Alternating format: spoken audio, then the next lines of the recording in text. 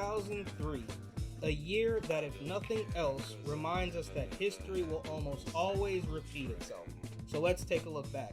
In March of 2003, the United States invaded Iraq, labeling it Operation Iraqi Freedom because nothing is more American than a good euphemism used to conceal a monumental power grab and or financial crime. The operation was a military intervention led by the United States, joined by several other countries including the United Kingdom, Australia, and Poland.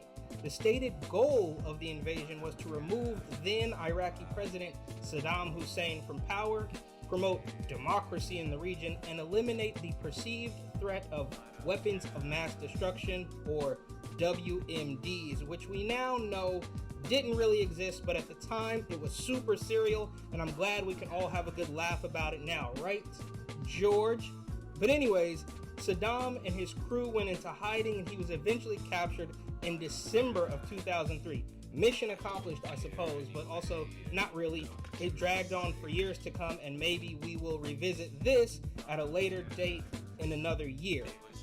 2003 also brought us the Severe Acute Respiratory Syndrome, or SARS, the original Rona, not this new age, lying, cheating, remix, sequel nonsense we learned about in 2020, but naturally there are several similarities.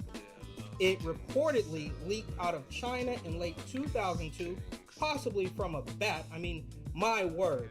It was also characterized by flu-like symptoms such as cough, muscle aches, and shortness of breath. But as we know, having flu-like symptoms means your illness is definitely nothing like the flu. I mean, you're not a doctor. The original Rona was declared contained by the all-knowing and ever-powerful WHO in July of 2003.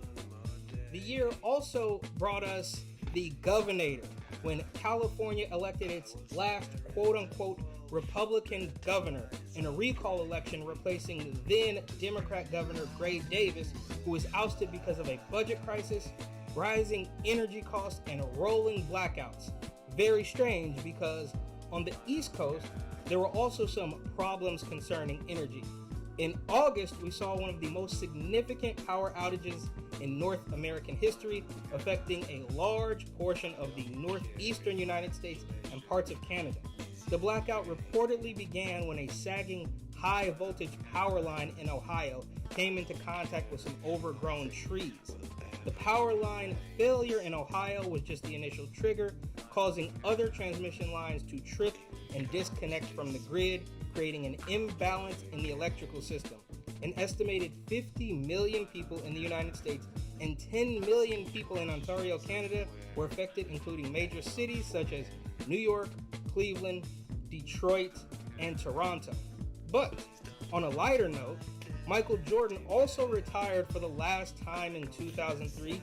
The San Antonio Spurs won the NBA championship. The Tampa Bay Buccaneers won the Super Bowl. The Florida Marlins won the World Series, so Florida was really on their P's and Q's in this year. The New Jersey Devils won the Stanley Cup, and Tiger Woods was, of course, the best golfer in the world. Then we have the Ford F-Series being the most popular American car, and the Toyota Camry was the best-selling car in the world. MySpace was launched in August 2003, with many of us taking our top friend Tom Anderson for granted. AIM away messages were a big part of life. The third generation iPod was announced in 2003, and if you were lucky, you were completely oblivious to your surroundings as your favorite songs were delivered straight to your dome through those now iconic white earbuds.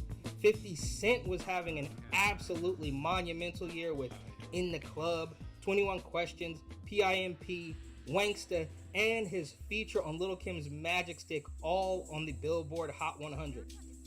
50's arch rival and music festival expert Ja Rule was also enjoying success, as well as Jay-Z, Beyonce, Chingy, Nelly, and J-Lo. There were some other genres of music at the time, but a look at the Billboard 100 from that year lets us know that it really was all about urban radio play, if you will. Popular movies included Lord of the Rings, Return of the King, Finding Nemo, Pirates of the Caribbean, Curse of the Black Pearl, Bad Boys 2, and somehow 2 Matrix movies, which is very weird because we now know that the first Matrix was in fact a documentary. So, hope you enjoyed. Tell us what you remember of 2003. Don't forget to like, share, and of course subscribe for more recent history recaps.